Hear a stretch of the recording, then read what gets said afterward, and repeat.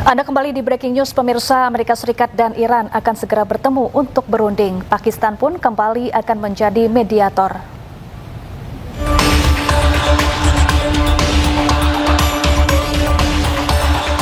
Lebih dari 1,5 bulan, konflik Amerika Serikat, Israel, dan Iran belum juga reda.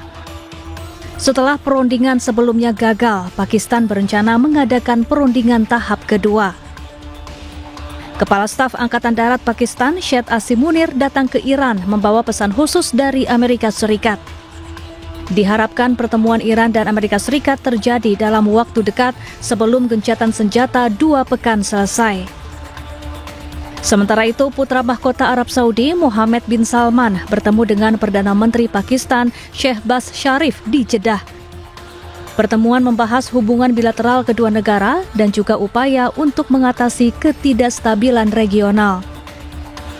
Sementara itu, Presiden Amerika Serikat Donald Trump optimis kesepakatan akan tercapai dalam perundingan kedua. Probably, maybe over the weekend. Just so you understand, the blockade has been incredible. It's held.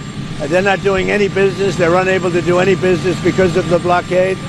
And so the combination of having no Navy, having no Air Force, having no anti-aircraft equipment, they have nothing.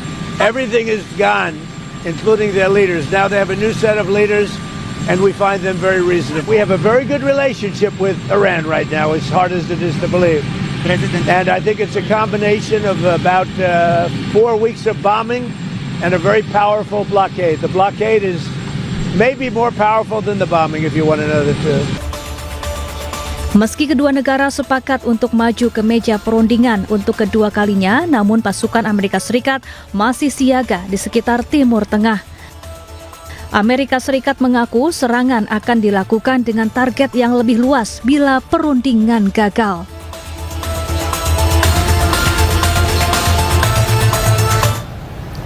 Sementara itu, Perdana Menteri Pakistan Shehbaz Sharif tiba di Doha, Qatar. Kedatangan ini adalah bagian dari rangkaian kunjungannya ke negara-negara Teluk di mana Pakistan memimpin upaya perdamaian konflik Amerika Serikat dan Iran.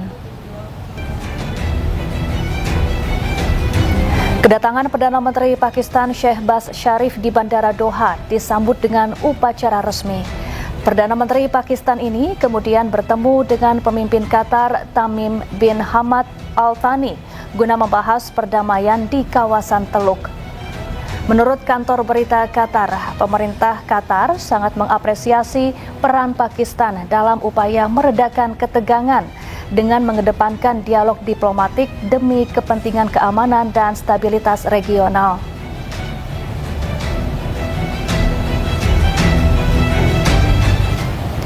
Pemirsa, ratusan warga Palestina di Ramallah turun ke jalan memperingati Hari Tahanan Palestina.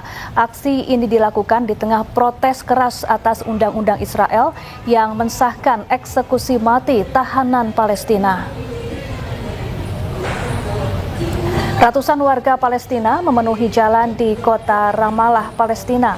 Mereka membawa bendera, poster-poster, serta foto-foto keluarga ataupun kerabat mereka yang ditahan oleh tentara Israel.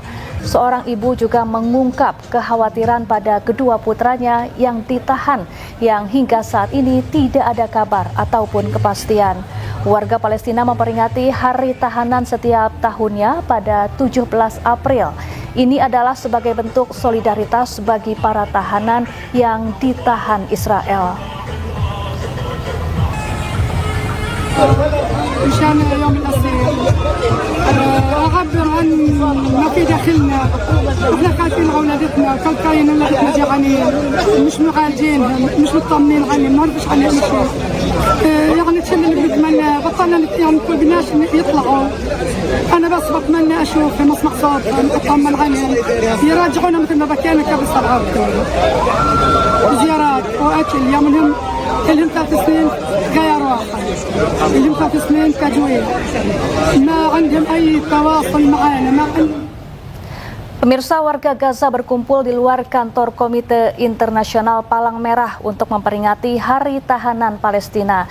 Dalam aksi ini, warga juga memprotes dan meminta mencabut Undang-Undang Hukuman Mati Israel.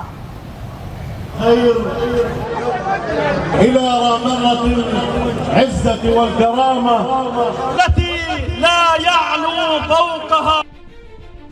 Sejumlah warga yang terdiri dari berbagai elemen masyarakat terlihat memegang foto-foto warga Palestina yang ditahan pemerintah Israel.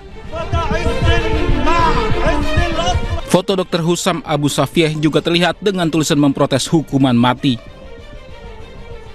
يعني قانون الإعدام واضح أنه تم إقراره في الكنيست، ولذلك مطلوب من المجتمع الدولي لحماية أسرانا وإلغاء قانون الإعدام بحق أسرانا، ورسالة إلى حكومة الاحتلال أن تنفيذ حكم الإعدام بحق أسرانا سيكون له تداعيات خطيرة وسلبية ليس فقط في فلسطين بل في منطقة الشرق الأوسط، ورسالة إلى الفصائل الفلسطينية المطلوب أن نتوحد لمواجهة إسرائيل وحكومة الاحتلال التي تهدد وجودنا الفلسطيني وتهدد أسرانا وتهدد القضية الفلسطينية بشكل عام.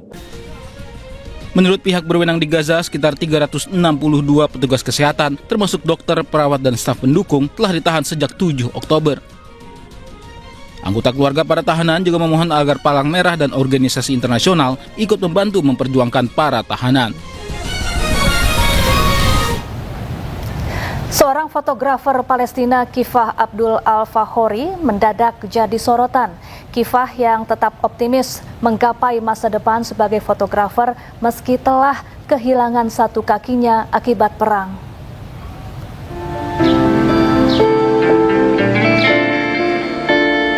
Meski hidup dengan keterbatasan, senyum Kifah Al-Fakhori masih tetap bisa mengembang.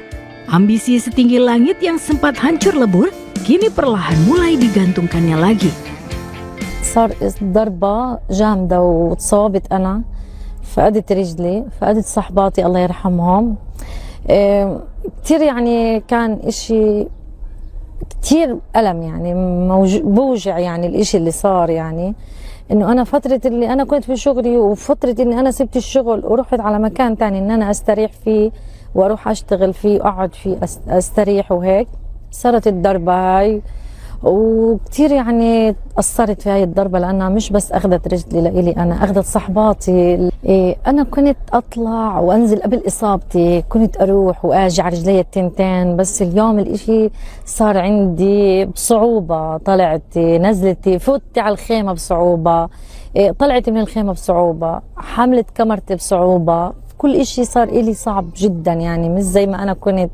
أنا كتير يعني كان كنت إشي كبير وهلقيت صار يعني الإشي صار بالنسبة لإلي كتير مش عارف شو أحكي. Ya pemirsa, gencatan senjata antara Israel dengan Lebanon resmi berlaku. Kali ini gencatan senjata berlangsung selama 10 hari.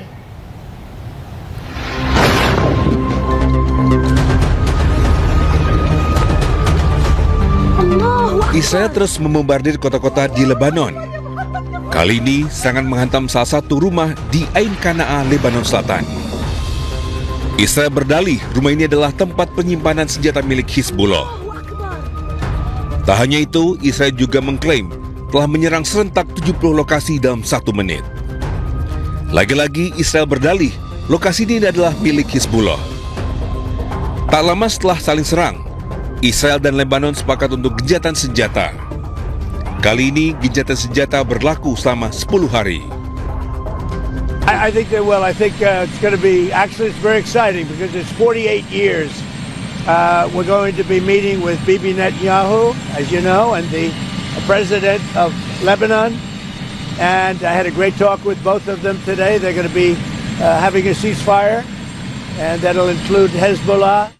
Pemirsa, demikianlah breaking news. Saksikan perkembangan informasi selanjutnya di seluruh program berita iNews. Saya Syafaati Suryo, terima kasih dan sampai jumpa.